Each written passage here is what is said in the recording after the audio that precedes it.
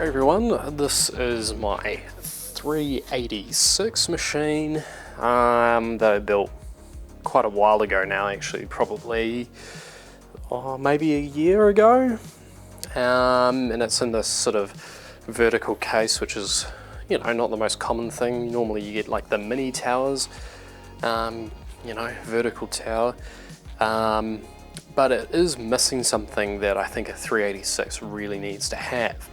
And it's pretty obvious by looking at the front of the machine. So we've only got a 3-inch floppy disk drive. From my last trip away, I managed to pick up this 5¼ inch floppy disk drive. So I'm thinking what we'll do is, it's a very simple video, there's nothing too fancy about it. Let's just fit this in. I have tested this disk drive, it does work pretty good. But yeah, let's put it in the machine and sort of complete the 386 kind of look. The thing I have to think about is, do I want this up the top, or do I want it sort of the next slot down? Not too sure. Normally on most of these I believe it's on the top, but funny thing is I only have like one piece of software that uses this. The rest is on the 3¼ inch floppy disk drive. So yeah, anyway, let's get stuck in and fit the drive. So this case is quite good because there's just two buttons on either side here that you just push in, revealing the inside of the machine. So there we go, we got our 386 CPU down here, IO cards, all the usual stuff. Here's the floppy disk drive I'm looking at, you know, not replacing but adding to. The only downside is this case doesn't look very serviceable, so this is going to be a fun one to try and get this drive in here. These old cases never made it too easy.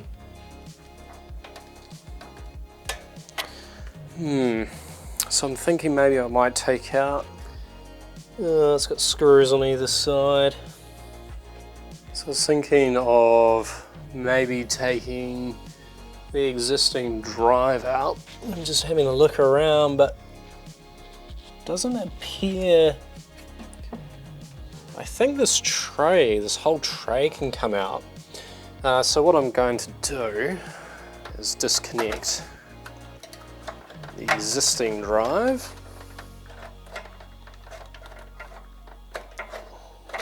That.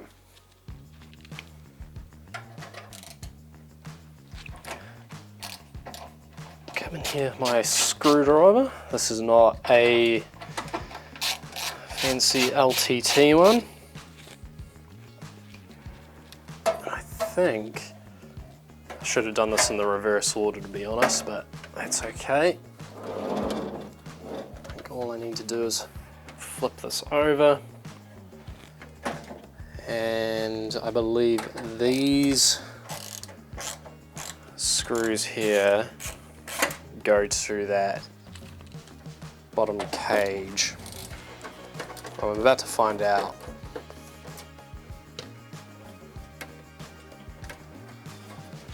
Negatory Ghost Rider. It must be. We'll just keep taking screws out until something falls out.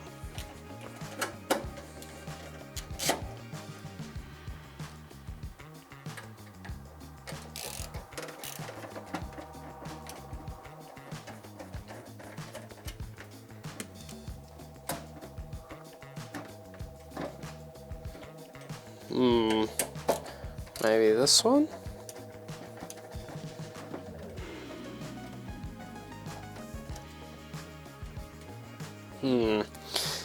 Tell you what, put this back down.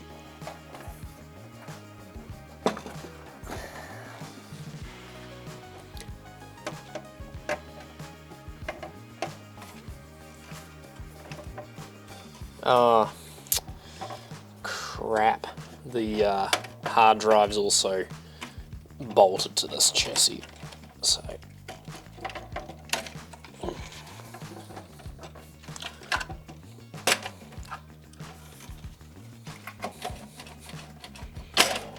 it's just stuck a little bit. There we go. Cool.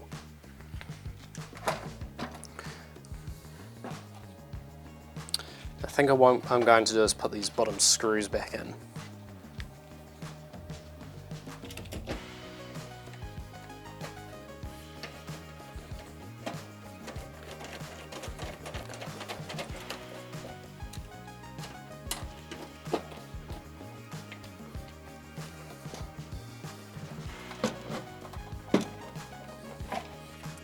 Annoyingly, the hard drive does have to come off.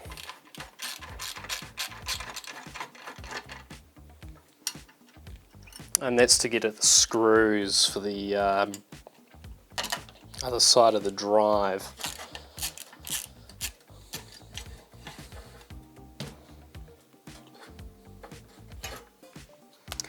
And there's the hard drive. It's I believe it's like a 120 megabyte drive. It's actually incredible it still works because, well, it's got a date code of April of 92 on here. But this has been rattling around in my collection since I was, gosh, probably 14.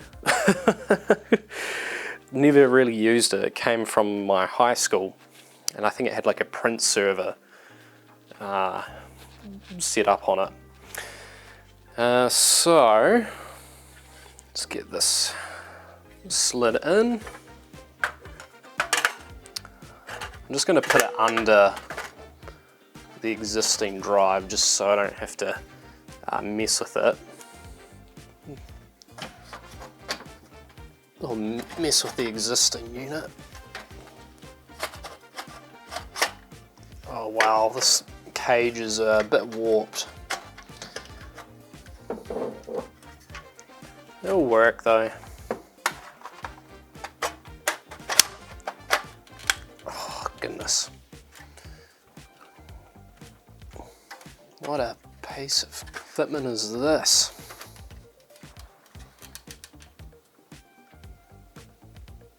It's like the bezel's too tall. What if I loosen? I mean, this tray that this drives in is only plastic, so I can't be too brutal on it.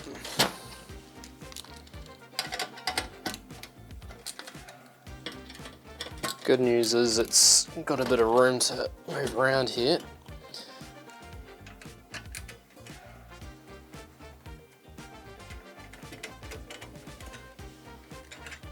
Try and line it up to the witness marks on the screws.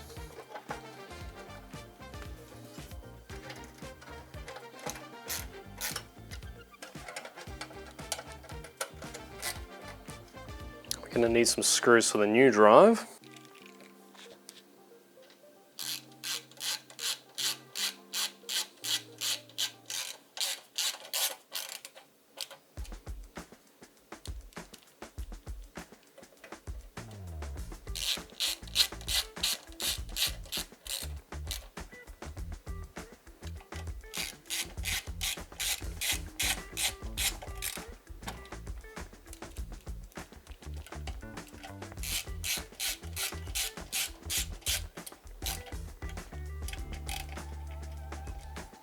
Okay, pop out my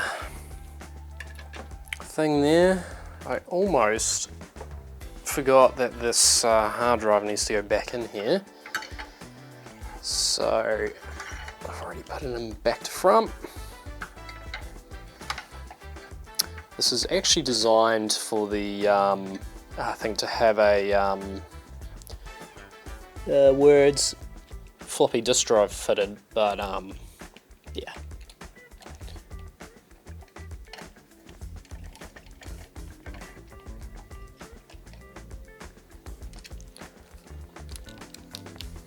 This is the only space that accepts this type of form factor in the case, so a little bit annoying, but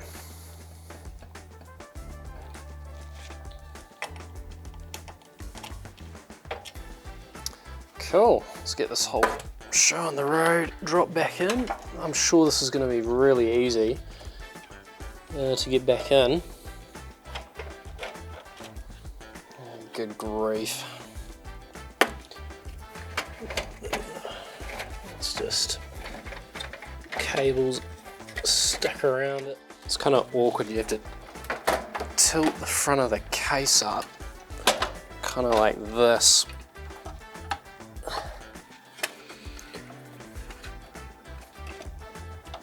Or like bending the metal.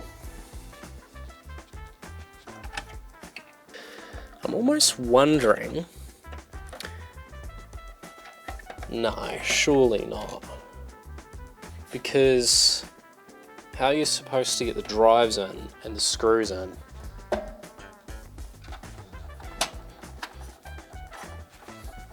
Yeah, like this floppy disk drive.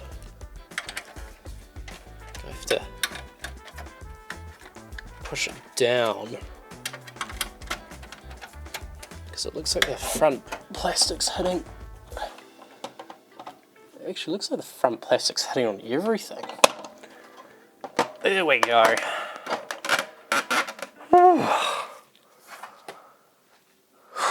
Jesus.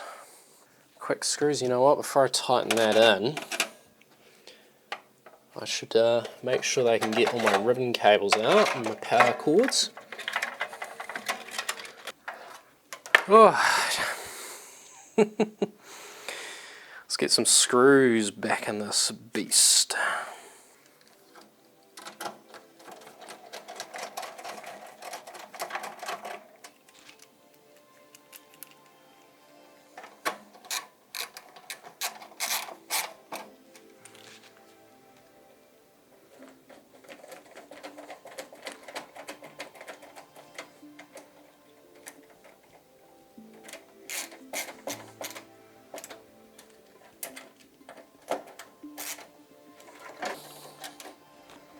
Pretty sure my back almost just went out trying to get this drive in. I can feel it seizing up. Oh, must be getting old. Lifetime abuse.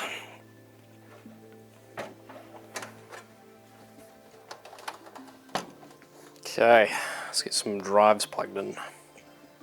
Best part about working on these machines is that no one else can see sort of what you're doing because of the horrible camera angles. So I've got a compact flash card back here too, which I removed to put in software and stuff. There we go. There's one.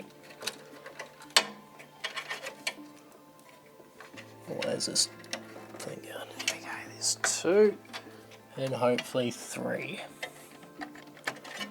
Look at that. With this, I can't remember if it's before or after the twist is drive B, but you know what I'm going to do? I'm just going to go for, where's pin 1 on this turkey? Oh, it is keyed. I'm going to go before the twist is drive A, then after the twist is B, I'm guessing. I could be totally wrong on that, I'm probably totally wrong, but let's just try it. Ugh. Great thing is, you've got a latch in the corner here, and the whole thing just drops down. Almost. This case is a bit toast. Okay, turn the power on at the back. We'll configure some BIOS settings.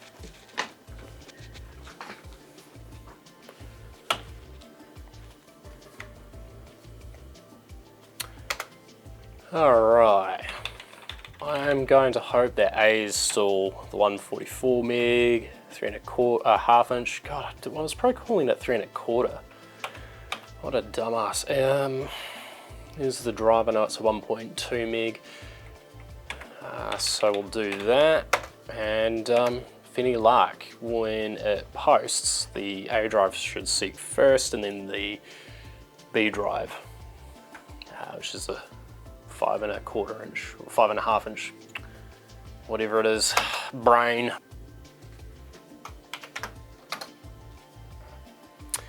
Yeah, it's back to front, so I need to flip that ribbon cable around.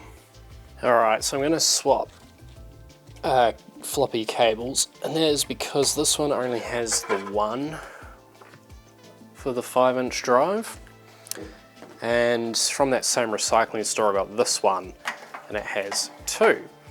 So therefore I can put this other one after the split on the top, just to provide a little extra flexibility. So I'm going to put that in there,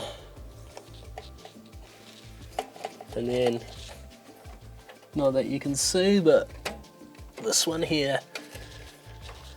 Let's turn it on and see if it seeks. I do like the sound of that drive.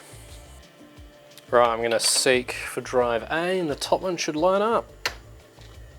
Which it does, which you probably can't see. And then I'll try for B. Yep, cool. I'm just going to restart this so you can hear the hard drive.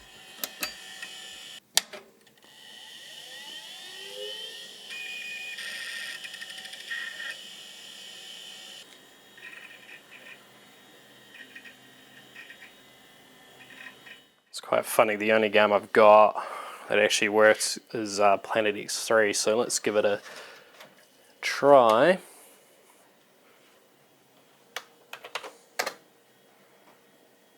Cool.